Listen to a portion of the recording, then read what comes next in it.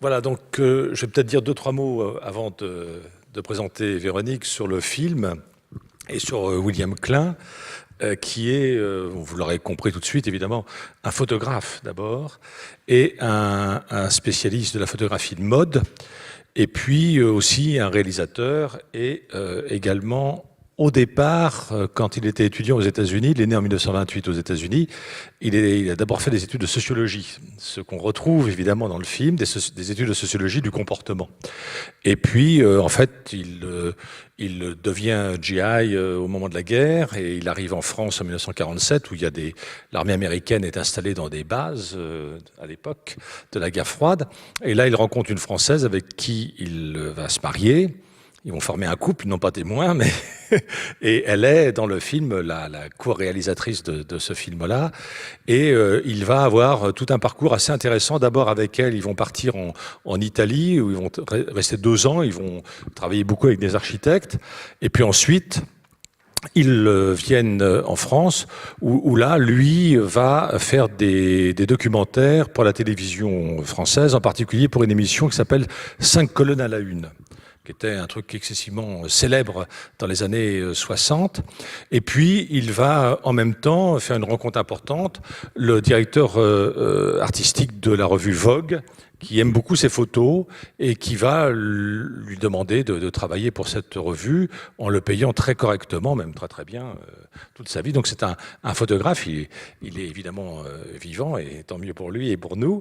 Et il va chahuter la photographie de mode dans le sens où ce sera le premier à prendre en photo les mannequins en train de marcher, de déambuler, de s'asseoir, de fumer, etc. Et non pas la photo classiquement de face avec un mannequin un peu statufié. Donc c'est pareil pour ses photos de ville. Il a fait plusieurs albums sur New York, sur Rome, sur Moscou, sur Tokyo et sur Paris. Il y a eu 2 grandes rétrospectives sur son œuvre de photographe à Beaubourg en 85 et en 2005. C'est donc, vous voyez, avant tout un photographe et un créateur. Et ce film-là est un film qu'il comptait faire avec Gaumont.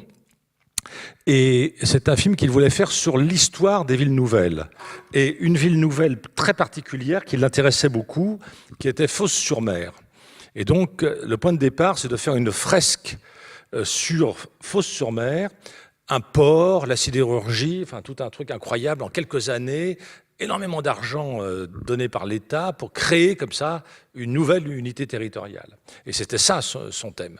Et Gaumont refuse à un moment donné, ils disent non, un film sur la ville, un film sur l'urbanisme, ça n'intéresse personne, c'est pas du tout juteux. Et Gaumont se retire du montage financier. Et dans ce film-là, il y avait un appartement témoin avec, à l'intérieur de l'appartement témoin devenu une espèce d'aquarium ou de bulle, des cobayes d'un couple témoin. Mais c'était anecdotique dans le film. Et du coup, évidemment, il se replie sur un budget beaucoup plus petit et il dit, on va quand même faire un film et on va finalement faire ce film. Ce qui coûte le moins cher, c'est quand on a un seul lieu de tournage, donc ce sera un appartement témoin. Et il garde cette idée-là de faire un film sur le futur de la France, le futur avec des cobayes pour décrire l'an 2000. Et il s'inspire des travaux de Toffler. Et il demande à Eddie Constantine de jouer Toffler, qu'il appelle Goldberg dans son film. Voilà. Bon. Et donc, voilà un peu l'idée de la trame principale du film. Il écrit le scénario qui est plutôt une indication, pour parler comme eux, à 60%. Et il y a énormément d'improvisation. Et c'était ce que je vous racontais au tout début, c'est-à-dire qu'il avait tout de suite flashé sur un tout jeune comédien qui commençait seulement à percer, qui s'appelle André Dussolier. Et par contre, pour le casting, il cherchait la comédienne. Et là, il a testé, il a fait faire des essais à Nathalie Baye, enfin énormément de comédiennes. Et puis, il ne trouvait pas. Et tout d'un coup, il a trouvé celle qu'il cherchait, une forte personnalité, qui était Anémone, et c'est son 2e film que je disais tout à l'heure. Et elle joue effectivement de manière absolument extraordinaire.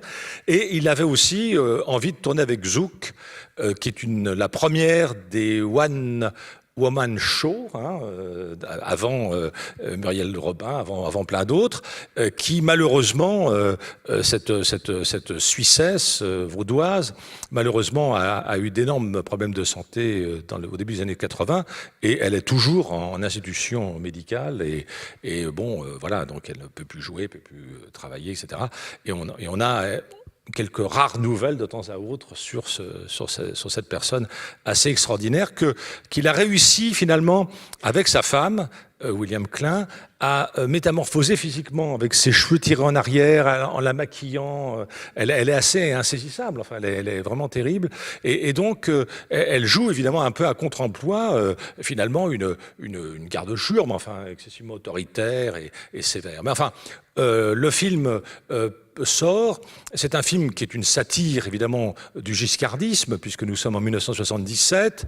Et dans ce film-là, il y a évidemment plein de clins d'œil à l'époque, puisque pour ceux qui ont vécu cette époque, c'est-à-dire les plus âgés d'entre nous, on sait très bien que Giscard d'Estaing avait lui-même était se faire inviter à dîner chez des Français moyens. Bon, et avait lui-même reçu des éboueurs à l'Élysée. Bon, donc on voit bien là que le ministre, c'est pas par hasard. Hein. Il y a vraiment l'air du temps qui est mis en avant, avec surtout un élément qui moi me semble très très intéressant: la société des objets, le système des objets, pardon, la société de consommation et l'impact de la télévision. Alors Véronique Naum-Grappe, qui est là, et je suis ravi qu'elle ait pu venir, est une socio-anthropologue. Bon, parce qu'il nous faut un titre, comme je disais tout à l'heure, mais ça, on s'en fout. Elle observe la société dans laquelle nous vivons, on va plutôt dire ça comme ça. Et elle a publié plusieurs ouvrages que moi je trouve excellents, tant pis pour sa modestie.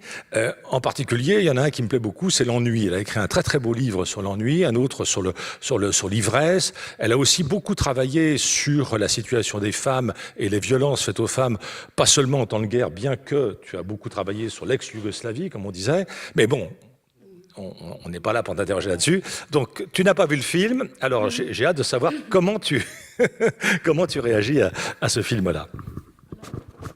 D'abord, ça marche. Pas celui-là, voilà. Voilà. D'abord, je trouve assez expérimental au grand sens du terme, incroyable de le voir en 2015. Parce que je me disais, mais quelle est la temporalité, dans quel temps on est le film? On est au bord de la science-fiction, mais jamais on y bascule. On est dans cette époque historique 77, mais finalement on est dans un présent extrême, puisque les téléréalités, etc., ce qui est dans le film, au cœur du film, habite le présent. Donc je me suis dit, au fond, on est dans le présent extrême. Donc au bord de la science-fiction, on n'y bascule jamais. Au bord des gags, même Constantine lui-même, on se dit c'est un gag, c'est pas... Est-ce qu'on va basculer vraiment? Est-ce qu'on va rire comme en face des inconnus? Et non.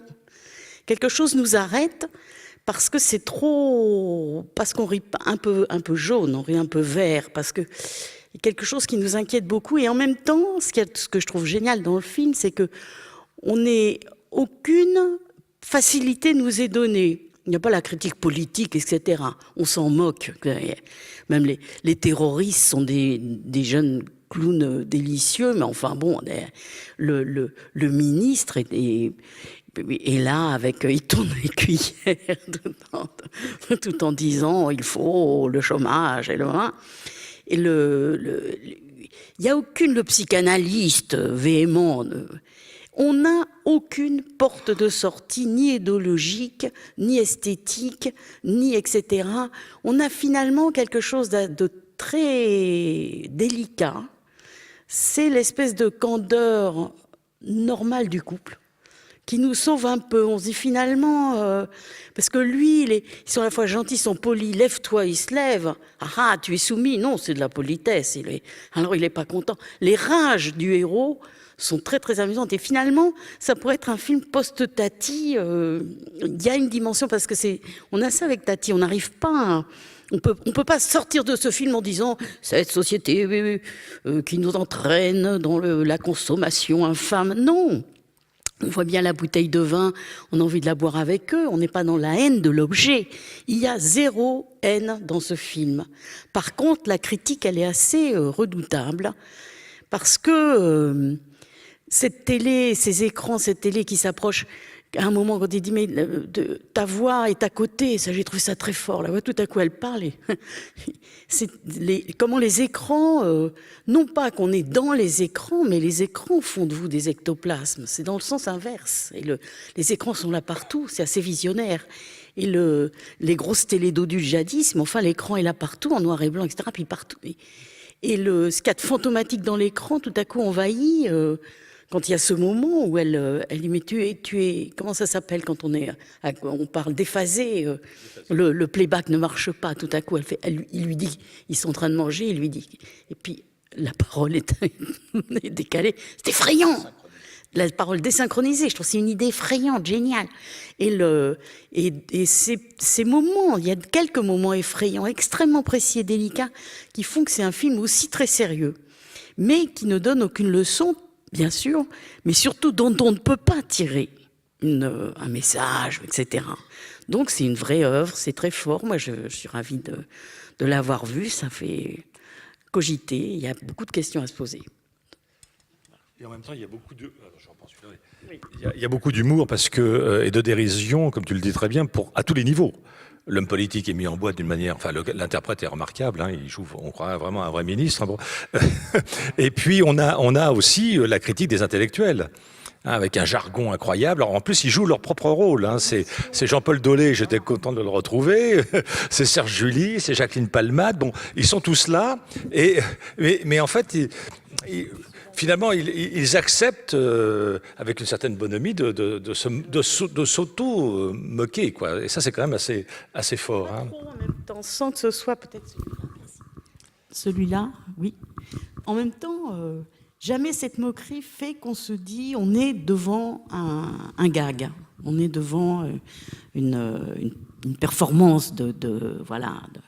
Et du coup, c'est ça qui est très troublant. C'est comme ces blagues, ces imitateurs qui imitent tellement bien qu'on ne rit plus du tout finalement. Et le débat est extraordinaire parce que lui aussi, c'est vraiment la temporalité de ce film. Donc moi, je l'appellerais le présent extrême, puisqu'on y est encore dedans, c'est nos débats. On n'y a pas et filmé comme ça, les têtes... Et c'est très troublant. À partir du moment où on ne rit plus seulement, on rit, et puis on ne rit plus et on est très troublé finalement. Alors, la ville nouvelle, elle est en chantier, enfin, c'est un chantier total. J'ai essayé de savoir où c'était tourné. J'imagine que c'est à Marne-la-Vallée, mais j'en suis pas totalement certain. Mais enfin, je pense que oui. Voilà, bon, mais en fait, le discours du directeur de la chaîne de télévision est intéressant quand il dit, voilà, on a expérimenté finalement avec ces cobayes qu'on peut avoir 30 cm de moins de hauteur de plafond, 30 cm multiplié par tant d'appartements, ça fait un étage ou deux qu'on va gagner. Bon voilà, donc on voit bien que la société marchande n'est pas une société simplement qui souhaite, comme on nous le fait croire, satisfaire nos besoins, mais c'est en même temps une société de rentabilité extrême. Enfin, tu parles de présent extrême, mais aussi de rentabilité extrême. Comment gagner encore plus d'argent? C'est un peu ça. Parce que pendant toute l'expérience, on dit mais quel est le but de l'expérience? Pourquoi vouloir connaître pourquoi les foutre à poil? Déjà, c'est pourquoi elle a les bras comme ça, à un moment elle fait ça. Ah, non. Donc déjà, on se dit emprise, domination, etc. Et quand ils disent mais c'est scientifique, donc l'adjectif scientifique comme véhiculant le sacré contemporain scientifique. Stop, on pense plus, Et tout ça est excellent, on se dit mais quel sens ça? Et on se dit ça va pas. Et finalement, assez délicatement, on s'aperçoit qu'en sous-main, derrière, on dit bon, ben, on pourra faire des plafonds plus bas, on pourra enlever les fenêtres de la salle de bain, ils en ont pas besoin, ils s'en fichent. Mais en même temps, c'est pas du tout la cause finale. C'est qu'on voit toute une espèce de machinerie qui fait que l'intérêt économique est là, il n'est pas absent. Mais il y a d'autres facettes à côté, très fortes aussi. Donc du coup, on n'a pas... Même cette clé-là, elle est là, mais elle ne suffit pas à expliquer l'ensemble. Oui, tu as raison. C'est-à-dire que ce n'est ni de la dérision au sens de l'humour total, ni un réquisitoire. Non. Hein, c'est pas Costa Gravas, c'est un film où il y a beaucoup de tendresse, je trouve, quand même. Et la fin est terrible, il y a cette espèce de ce chantier, ces ouvriers qui disent « Oh, mais le patron, il n'est pas là », et qui s'en vont, cette solitude. Parce que la clé de ces immenses endroits, quand ils sont au chantier, mais quand ils sont, y compris Marne-la-Vallée, quand ils sont construits, c'est la fabrication d'une espèce de solitude, puisque ce sont des endroits qui ne sont plus la place publique où il peut y avoir des promeneurs qui circulent, mais à l'intérieur de ces endroits bétonnés, par exemple, quand ça forme des carrés, plus aucun promeneur ne s'est complètement enclavé. C'est pur. Il y a la police des regards par les fenêtres et quiconque traverse est repéré. Vous voyez, on dit l'anonymat des villes modernes. Non, il y a une création d'une solitude particulière et avec beaucoup de finesse. C'est aussi dans ce film ça, la solitude. Pas affective, mais sociologique. C'est très différent. Qui souhaite intervenir? Je voudrais juste ajouter une anecdote concernant le comédien qui est avec Zouk. C'est Jacques Boudet, vous avez certainement reconnu. Bon, en fait, c'est un comédien qui aujourd'hui est depuis très longtemps dans la bande à Robert Guédiguian. C'est un habitué. Hein. On le reconnaît bien dans son physique. Il est très grand et bon, dans La Ville est tranquille. C'est lui, toujours lui. Dans tous les films de Guédiguian, il est là. Bon, et William Klein, dans un interview, comprend pas, du reste, pourquoi il n'a pas eu plus de succès, quoi. Parce que pour lui, c'est un très très grand comédien. Et du reste, la scène où tout d'un coup, avec Zouk, ils dansent et ils chantent, ils improvisent, c'est simplement William Klein leur a dit, maintenant inventez une comédie musicale. Et il n'y avait pas de texte, rien du tout. Ils ont inventé, ils ont improvisé cette scène qu'ils n'ont tournée qu'une fois. C'est quand même... Alors, elle danse très très bien, du reste, il y a tout un mouvement. Bon. Et là, on voit aussi que le tournage du film était quelque chose de très joyeux. Alors, William Klein raconte quand même que Anémone, dit-il, je le cite, hein, donc ce sont des guillemets, c'est pas moi qui parle, que Anémone était une emmerdeuse. Excessivement exigeante, toujours, pour la qualité du film, hein, pas du tout pour elle, pas du tout, c'est pas une star, enfin, elle n'a pas des caprices du tout. Et alors, elle a une particularité que moi personnellement, je trouve être une qualité, pas seulement une particularité, c'est qu'elle ne cessait pas de lire, elle lit tout le temps. Et quand, à un moment donné, on lui demande d'être recoiffée, d'être coiffée autrement, pour avoir cette coiffure qu'on voit dans le film, eh bien, en fait, comme elle a la tête baissée sur son livre, le temps qu'on la peigne et qu'on la coiffe et qu'on lui coupe les cheveux, du coup, elle a cette coupe un peu bizarre. et parce qu'elle ne voulait pas, ça ne l'intéressait pas, elle était prise dans les bouquins, d'où aussi les cartons, vous voyez, Zola, Balzac, tout ça, ce sont des clins d'œil sur les personnages, hein, ce n'est pas simplement sur la description d'un Français moyen. Bon, voilà, peut-être pour les grands peintres, oui, voilà, on a des livres qu'on achète. Il n'y a pas de Français moyen. Voilà, oui, on comprend très bien. Ouais. Et ce que moi je trouvais quand même, parce que à l'époque, peut-être qu'aux États-Unis ça existait, je ne sais pas, l'idée quand même du loft. Parce que le loft, c'est quoi en France? C'est les années 90. Hein, c'est un truc comme ça. Parce que là, c'est quand même ça, finalement. Hein, avec les téléspectateurs français qui viennent voir, ils ont le droit de venir voir, ils rentrent dans la cuisine. Ah, bon, ça c'est génial. Hein, ça c'est étonnant. Hein. Il remarche. Réaction, question. Eddie Constantine, quel rôle a-t-il précisément son personnage dans le film? Puisqu'à un moment donné, il s'énerve vraiment. Alors bon, on saisit un petit peu, il va jusqu'à parler de « ça va se terminer comme Auschwitz ».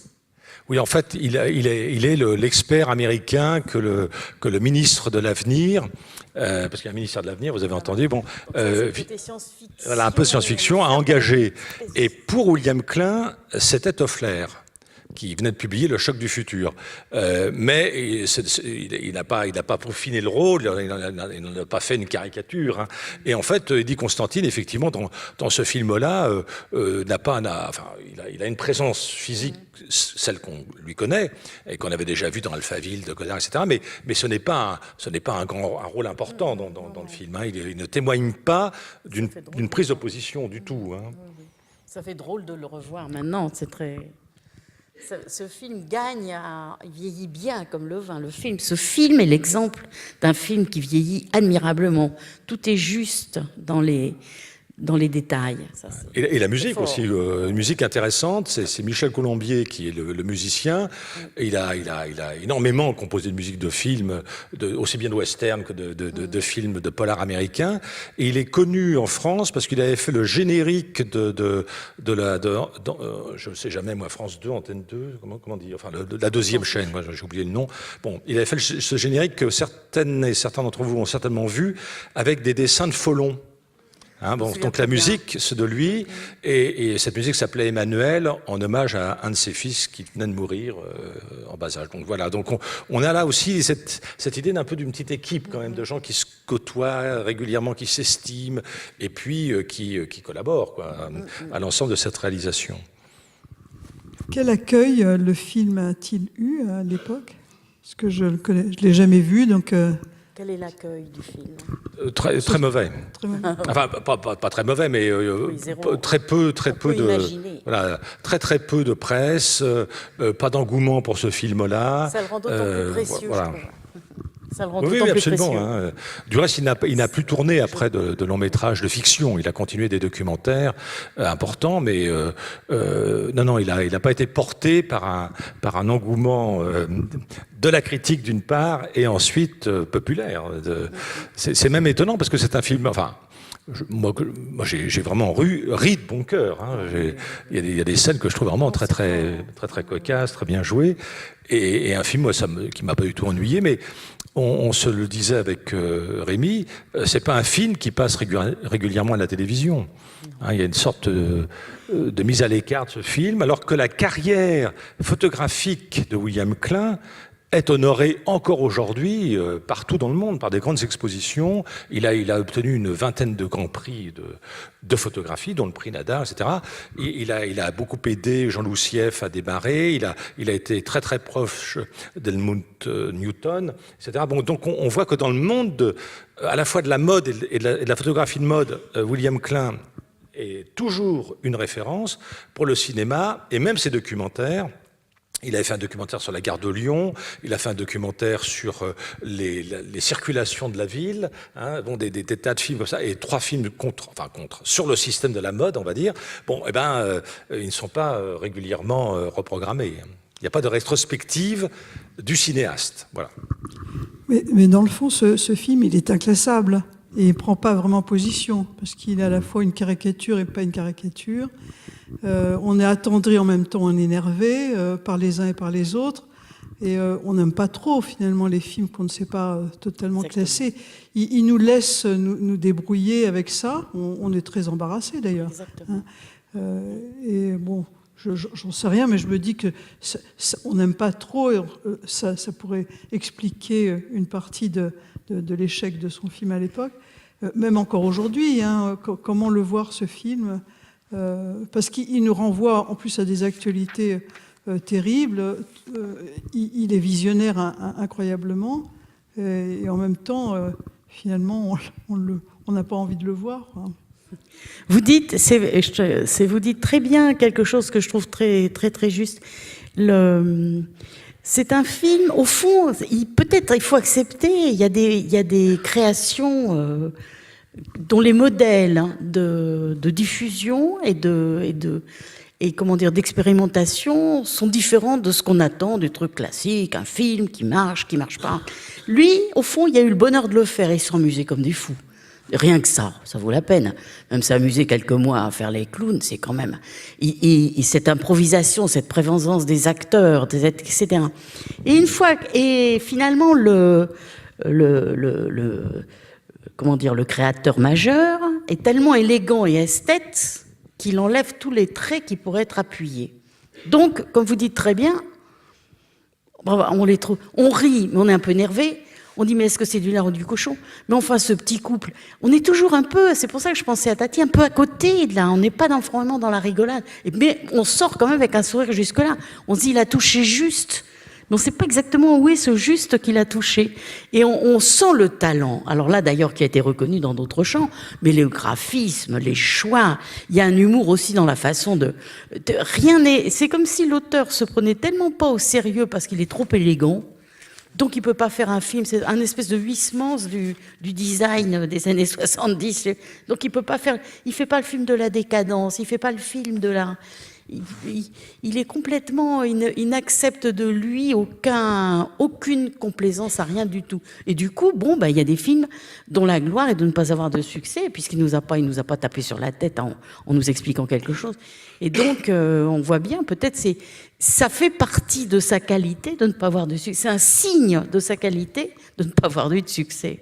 Mais à mon avis, il devrait être repris dans les écoles de cinéma, repris maintenant par les sociologues, parce qu'il y a beaucoup de choses étonnantes même à travailler. Peut-être avant de parler des questions du design et pour répondre à l'interrogation de madame, je pense que peut-être une des raisons pour lesquelles il n'a pas eu la carrière qu'on pouvait lui escompter, c'est qu'il est moins une critique du système des objets qu'une critique de la suggestion de la société aux médias. Parce que pour le coup, ce qui est vraiment mis en cause dans le film, c'est la télévision, les médias, le système extrêmement pernicieux de la mise sous boisseau des individus dans l'étau médiatique. Non ? Ça, c'est très juste. Je sais pas, je peux déjà... Le fait que ce qui est critiqué dans ce film, c'est vraiment les médias. Et c'est le côté visionnaire du film, puisqu'après, les téléréalités, mettre les gens dans des boîtes, etc., ça a fait succès, le succès que nous connaissons. Bon.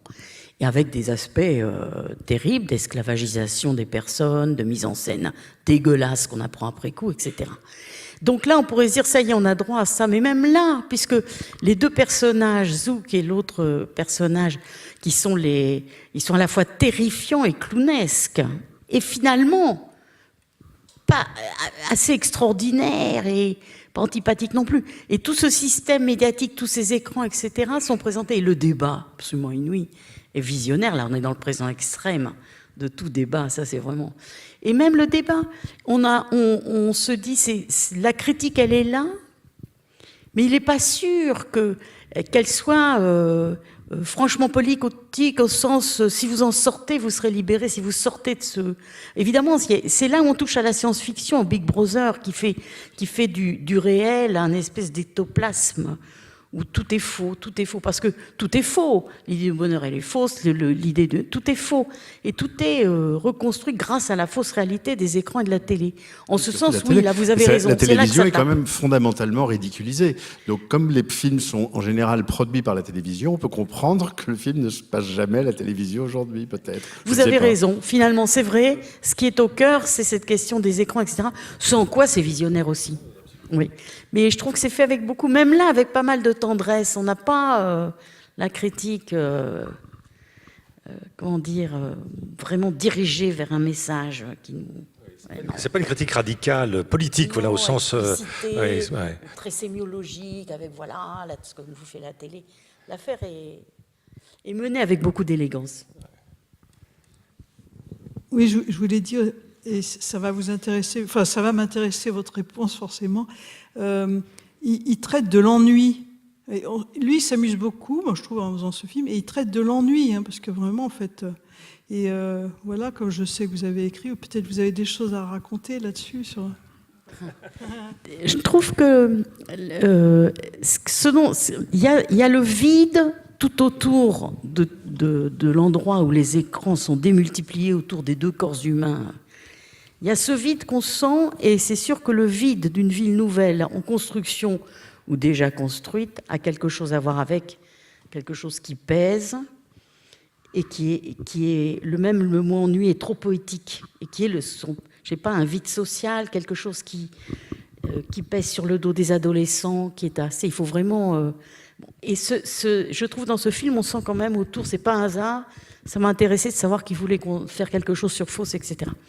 Donc dans ces constructions, dans ces villes qu'on nous a construites, on a créé du vide, alors que rempli de gens, mais du vide, un vide particulier qu'il faut analyser, qu'il ne faut pas caricaturer, c'est présent et savoir avec l'ennui. Mais là, dans le film, à l'intérieur, donc par exemple, il mange, on n'arrête pas de manger, puis les rôles sexuels, alors elle aurait moi fait la bouffe, mais elle se défend, là. Et puis lui, il arrive, et dans cette espèce on met la nappe, on remet l'usage de l'accélération est formidable, de cette répétition. Il y a un vertige en même temps, on dit est-ce qu'on s'ennuie? Et en même temps, il est évident que, à force de faire le rein, d'aller dans la cuisine, hein, quand après, elle découpe avec la tronçonneuse les œufs, etc., ça c'est le produit de l'ennui. C'est-à-dire qu'il n'y a pas le temps mortel de l'ennui, il n'y est pas dans le film. Mais ce qu'il produit, c'est-à-dire ce geste et puis cette espèce de d'état, l'ennui qui produit une espèce d'humeur qui devient, oui, et puis tout à coup, on devient un peu tordu, on est plus très content. La mauvaise humeur, l'ennui produit tout au début une espèce de mauvaise humeur, et on l'a là. Mais on n'a pas avec l'accélération, avec l'élégance et le fait qu'ils sont beaucoup amusés, même dans ces repas, on n'a pas la temporalité de l'ennui, mais on a les effets de l'ennui sur les gestes et sur le corps des gens. Et on le sent quand même. Oui, vous avez tout à fait raison. Mais là encore, c'est délicat, à mon avis. Dans le scénario, il aurait fallu en savoir plus sur les conditions d'écriture. Il y a quand même 2-3 pics contre Le Corbusier, par exemple, qui sont quand même, contre le fonctionnalisme. Enfin, ça va avec, d'une certaine façon. Et rien que l'idée de l'avenir, ou faire l'idée que le bonheur des gens, on veut s'en occuper dans ces villes nouvelles, qui était quand même une idée qui pourrait être défendue avec. Il faut bien que les habitats, comme on fait avant le XXe siècle, un petit village du Périgord qui s'est construit petit à petit, finalement, comment les gens ont dit, comment on va faire pour pas trop s'emmerder et pourquoi nous, on le trouve beau, ce petit village périgourdin du 19e, c'est un mystère. Mais dans ces villes nouvelles qu'on nous fabrique, et où le village du Périgord, peut-être on s'y emmerde aussi, c'est pas... Mais on sent qu'il y a une problématique de quelque chose de lourd qui pèse sur les gens, qui est ce mode de vie, ces écrans, ce mode de vie dont il ne faudrait pas faire une critique trop caricaturale, sinon on perd même la justesse de la critique. C'est pour ça que j'aime beaucoup ce film. Et dans ce mode de vie, évidemment, il y a cette question, qu'est-ce que l'architecture, les architectes, qu'une fois qu'ils nous le font pour le démolir, Marne-la-Vallée, c'est inouï. C'est un rêve, un vertige d'architectes, de 15 architectes, chacun disant c'est moi qui suis génial, là je vais faire une route camembert, là je vais faire un truc un gallo-romain, là je vais faire un truc, là. Et puis je mets tout ça ensemble. Et donc, qu'est-ce qu'ils nous font? C'est pas quelque chose qui se construit tout seul, comme les villes historiques, avec des choses pas bien non plus. Vous voyez, il faut pas faire jadis maintenant, ça ce serait idiot. Et il y a bien des constructions contemporaines qui peuvent devenir habitables, et peut-être qu'il faut le temps que la société reconfigure tout ça et que les arbres poussent. Ce qui se passe d'ailleurs à Brasilia, qui était présentée comme inhumaine, une construction, etc. Et maintenant, c'est une des villes les plus humaines du Brésil. Les arbres ont poussé, les gens ont vécu, c'est assez bizarre. Bon. Et donc, si vous voulez, ça pose la question de l'architecture, ce film, vraiment. Et de l'esthétique, années 50, design, et de l'esthétique, guillemets, moderne, au sens de Tati, c'est-à-dire cette modernité qui peut-être date des années 30, et qui peut-être va aller jusqu'en 2080, où on nous fait des fauteuils comme ça, des choses, je sais pas, des étagères un peu tordues, mais ça tient quand même, etc. Pour le design qui veut nous décoiffer un peu, ce moderne on est dans une société super, regardez ces fauteuils couleur vert plastique, comme c'est, voilà, comme c'est. Et c'est cette chose-là qui est critiquée de façon très très fine. Hein. Et donc tout ce décor qui se construit autour de l'homme contemporain depuis les années 70, en tout cas en France, à la fois à l'intérieur de sa niche, de son espace privé, et à la fois à l'extérieur, dans ce monde périurbain qui, nous disent les démographes, est l'avenir démographique de toute la planète. C'est-à-dire que plus de la moitié de la population va habiter, non pas dans les centres-villes, mais dans le monde périurbain. Il faut le savoir, donc il faut s'y faire. Et donc, vous voyez, pavillon gazon, grand tour, béton, autoroute, pompe à essence en ruine, le mot ruine ne va pas pour les pompes à essence, mais pompe à essence taguée en ronce, etc. Grande surface. Vous voyez, et ville moderne où un architecte s'est laissé un petit peu aller à son génie. Et voilà. Et c'est cette chose-là qui est quand même en perspective finement dans tout ce film, parce c'est pas seulement l'architecture ou ceci ou la télé, c'est tout ce qui entoure le corps humain contemporain, lui disant, ben voilà, maintenant vis là, sois heureux, t'es content.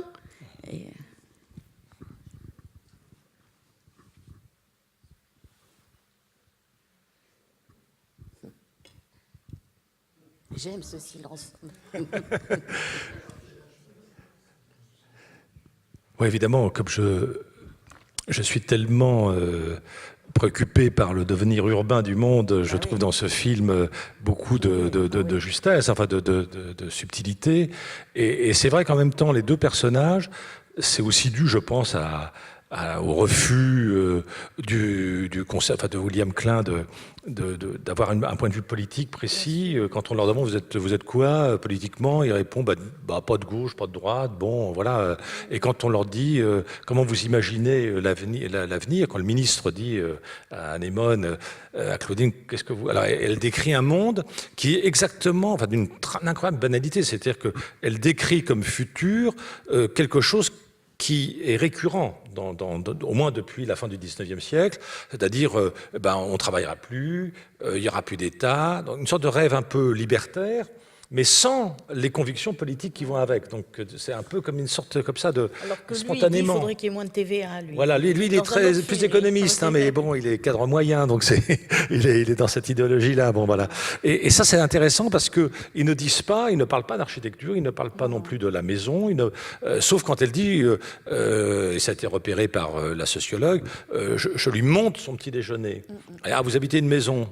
Ah ben non, mais on dit ça, on dit non, un appartement. Bon, alors là aussi, on voit qu'il y a ces espèces d'archétypes bachelardiens qui sont toujours présents, c'est que quand même on est toujours né dans une maison, même en appartement si je puis dire.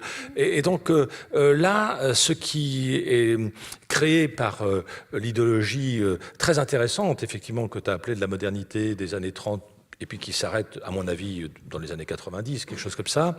Certains encore en sont nostalgiques et tiennent ce même discours aujourd'hui et continuent à l'enseigner. Mais ce qui est certain, c'est que cette idée que les décideurs vont œuvrer pour le bonheur de tous, c'est vraiment la conviction des concepteurs des grands ensembles et des villes nouvelles. Moi, j'attends toujours avec une énorme impatience qu'on fasse enfin en France une biographie de Paul Delouvrier, une biographie à l'américaine, comme on dit, c'est-à-dire une biographie qui ne soit pas hagiographique. Mais manque de bol, on est toujours. Moi, je fais une pub. Qui est Paul? Paul Delouvrier, non, mais c'est le concepteur des villes nouvelles. Hein. Donc, Paul Delouvrier on l'a appelé le Haussmann de Gaulle. Donc, c'est un haut fonctionnaire qui a eu une impunité totale. Et du reste, il en était très fier. Il a regroupé un petit groupe, une petite bande. Il s'appelait comme ça une petite bande de hauts fonctionnaires, énarques, ou inspecteurs des finances, qui ont décidé la localisation des villes nouvelles et le programme des villes nouvelles, qui, à l'époque, je précise tout de suite, en 1972, quand c'est lancé, imaginait autour de Paris 5 villes nouvelles qui, en l'an 2000, auraient chacune 1 million d'habitants. Alors ensuite, on a vu à la baisse cette prévision démographique, et puis aujourd'hui, quand on regarde, la plus peuplée est Cergy-Pontoise, avec 120 000, 130 000 habitants, quelque chose comme ça. Bon, donc on est loin du rêve, et effectivement, on imaginait que c'était le bonheur pour chacun, parce que au même endroit, on aurait l'habitation, le travail, les loisirs, la formation, etc. etc. Et du coup, sans l'État, c'est-à-dire sans nos impôts, je vais faire le personnage du film, les villes nouvelles n'existeraient pas. Elles sont une invention étatique qui ont coûté la peau des fesses, et peut-être que si on avait mis le quart de la moitié de cet argent à Melun, à Chartres, à Meaux, etc., on aurait peut-être permis à des vraies villes, j'allais dire, de se constituer. Alors, c'est dans les semaines sociales, qui était une rencontre d'intellectuels catholiques, un peu ouverts aux questions de gauche, disons-le comme ça, syndicales, etc. En 1965, à Brest, Paul Delouvrier prend la parole pour dire le Français moyen, déjà à l'époque, pense que son bonheur est dans la maison individuelle, il a tort. Son bonheur est dans le logement collectif, les grands ensembles, et nous allons lancer un certain nombre de grands programmes. Bon, donc ça veut dire que, vous voyez, que tout d'un coup, le décideur sait ce qu'est le bonheur pour l'autre. Alors s'il regarde en plus à l'horizon de l'an 2000, alors là c'est terrible, hein, c'est terrible. Et moi j'ai trop entendu certains architectes, parce qu'il y en a qui sont absolument admirables et que je défends dès que je le peux, mais j'en ai entendu qui disaient la même chose que l'architecte que Colette Pétonnet cite dans son remarquable ouvrage sur ces gens-là, enfin, qui est un livre splendide. Elle entend un architecte dire, voilà, j'ai fait la cuisine vraiment toute petite pour les obliger à utiliser la salle à manger. Donc, on voit bien que là, du coup, on a cette démarche, et j'ai entendu récemment, je ne donnerai pas le nom de cette femme architecte française, qui a dit notre travail à nous, architectes, c'est d'apprendre aux gens à habiter. Alors moi, je lui dis, occupe-toi de tes affaires. La question de l'habiter est une question existentielle. Ça n'a rien à voir avec l'architecture, ni avec la ville. Ça a à voir avec plein d'autres choses, bien sûr, qu'on voit dans le film, qu'on laisse entendre dans le film. Hein. Comme le vocabulaire, la manière de parler, hein, de la langue. Ah, une architecte va réagir. Oui, là, je suis architecte, donc je reprends encore la parole. Moi, je suis très embarrassée. Je ne sais pas bien encore où je vais là quand je prends la parole, mais c'est vrai que ça me chagrine. Parce que, dans le fond, il y a eu effectivement une sorte de, comment dirais-je, d'attaque de la modernité dans ce film, évidemment. Mais en même temps, il n'y a pas que ça, il y a plutôt une attaque du politique. Parce que croire au progrès et à la modernité, sans le politique, oui, ça ne marche pas. Donc l'architecte ne peut pas porter tous les maux de la terre. C'est vrai qu'il en a porté une partie. C'est vrai que quand je dessine un appartement dans un immeuble collectif, je suis bien obligé de me mettre à la place de ceux qui vont vivre. Mais a priori, j'ai quand même étudié pas mal, un peu de la sociologie, enfin j'ai fait pas mal d'études pour m'enrichir des connaissances, pas suffisantes, certes, que si je travaillais avec une seule personne, pour une seule personne, mais néanmoins nécessaires. C'est-à-dire qu'aujourd'hui, on est quand même obligé de construire non plus une seule maison, mais pour plusieurs. Donc ça pose cette problématique. Et si je reviens, je me perds un peu, je fais un débat là sur l'architecte qui en prend encore plein la gueule, mais cette modernité, quoi qu'il en soit, qui a été décriée, il n'empêche qu'elle reste quand même de qualité, et elle est décriée non pas à cause d'elle-même, mais à cause du politique qui n'a pas saisi ses nécessités, ses obligations, et finalement qui garde que la carcasse des choses, sans en donner le corps, hein, et sans en donner l'esprit. Donc remettons les choses à leur place, chacun un peu de sa partie et de sa responsabilité. Oui, non, mais ce que je voulais dire, c'était pas du tout être polémique. Je passe mon temps et je publie des tas de bouquins pour montrer l'intérêt de l'indispensabilité des architectes. Moi-même, ma maison est construite par un architecte, donc je vois bien que j'en ai besoin. Mais je pense qu'il ne faut pas mélanger les genres. Et à un moment donné, effectivement, il y avait cette idée, pour ça que j'ai pris Paul Delouvrier, qui n'est pas architecte, mais un décideur politique, comme cible, c'est qu'à un moment donné, ces grands discours généreux et généreux vont à l'encontre des attentes des gens.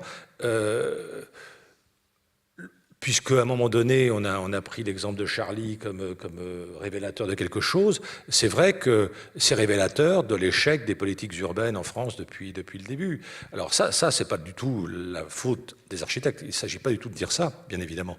Mais je suis persuadé que notre société est un peu en déphasage. On est un peu comme le personnage qui parle en désynchronisé, c'est-à-dire qu'on a une société qui fonctionne à son rythme, etc. Et de l'autre côté, on a une critique qui est comme décalée et qui n'est jamais prise en considération. Par exemple, je vous donne juste cet exemple-là qui, moi, me chagrine beaucoup et qui étonne mes collègues, du moins américains ou anglo-saxons.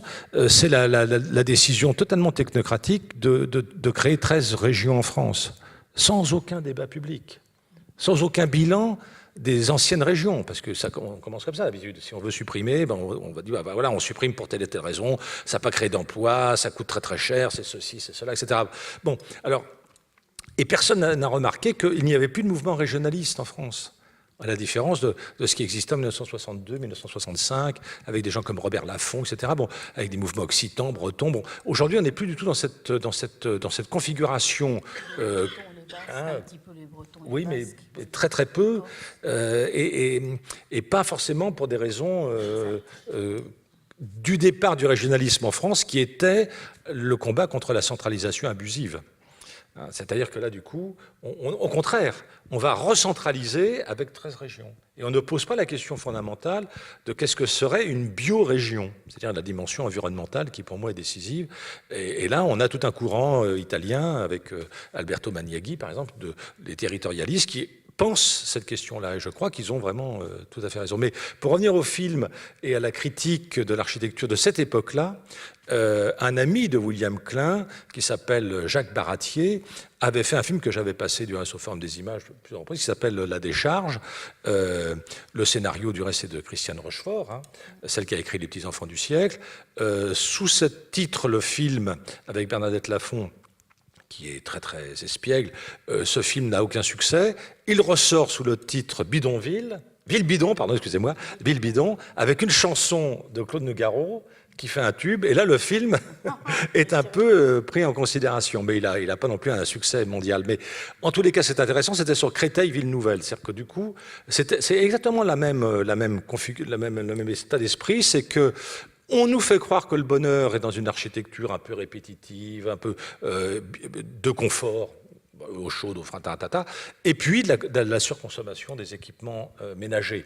Hein, donc tous les gadgets qu'on voit, etc. Bon, tu vois, ça à ce propos, dans le film, William Klein, quand à un moment donné, elle rentre dans la cuisine, et là, chacun fait une démonstration hein, de ce couteau pour faire cette pomme de terre en guirlande, l'autre le réfrigérateur, etc. Ce sont des vrais démonstrateurs. Oui, hein, ça se voit. William Klein les a repérés devant les Galeries Lafayette. Hein, ils faisaient leur travail de bonimenteur. Ils les engagent. Et ça, c'est vraiment extraordinaire parce que c'est tout à fait eux. Oui. Voilà. Moi, Oui, vas-y. Non, juste un point sur l'architecture et moi qui suis extérieure. Je voulais pas du tout faire le procès en général. Je pense qu'il y a des architectes et formidables artistes, etc. D'autres qui sont aussi divers que tous les créateurs, etc. Il se trouve que, je trouve par exemple, quand on voit la ville de Bobigny, quand il y a une espèce de concours de circonstances entre les planificateurs, sans doute aussi les contraintes budgétaires qui disent « oh ben non, on va pas mettre des plantes vertes, ça coûte cher, etc. » et des architectes qui quand même, pour le coup, ceux-là n'ont pas, je sais pas, ne serait-ce que pour le dessin des endroits où les gens vont habiter, et non pas du tout l'empathie minimum, c'est peut-être pas faire des études et tout ça, mais de se dire, voyons, je sors de la piole, là, de ce mur, je sors de cet immeuble, je traverse ce béton et où est la rue, où est-ce qu'il y a une place, où est-ce qu'il y a... Ça m'étonne beaucoup. C'est pas les architectes, c'est qu'il y a tout à coup eu un imaginaire concernant la vie de l'homme dans un lieu, où tout à coup, ce qui coûte si peu d'argent, qui s'inventait dans les endroits les plus pauvres, une place centrale, un petit kiosque, l'endroit où on fait les boules, des arbres, ça sapristi un peu quand même. On sait maintenant, si ça bouge un peu dans le vent, ça fait du bien, les mômes le regardent. Bon. Mais des choses qui coûtent pas cher, et que ça a été... Mais presque on s'est dit, mais ils veulent notre mal, ils veulent notre souffrance, ils veulent pas qu'on soit... Ils disent, soyez heureux, mais ils veulent vraiment qu'on souffre dès qu'on pose les yeux... Et là, il y a une chose grave quand même. Je ne dis pas crime contre les yeux de l'humanité, je ne vais pas monter moi non plus. Mais quand je traverse en tant qu'ethnologue combien d'endroits comme ça, et il y a des endroits assez réussis, il ne faut pas non plus faire des généralités idiotes, mais il y a des lieux tellement désastreux, une dévastation invisible, que quand même là, je les mets dans un ensemble qui a été... Voilà, à ce moment-là, dans leurs yeux, il y a eu quelque chose qui a foiré. Mais aucun procès à aucune profession.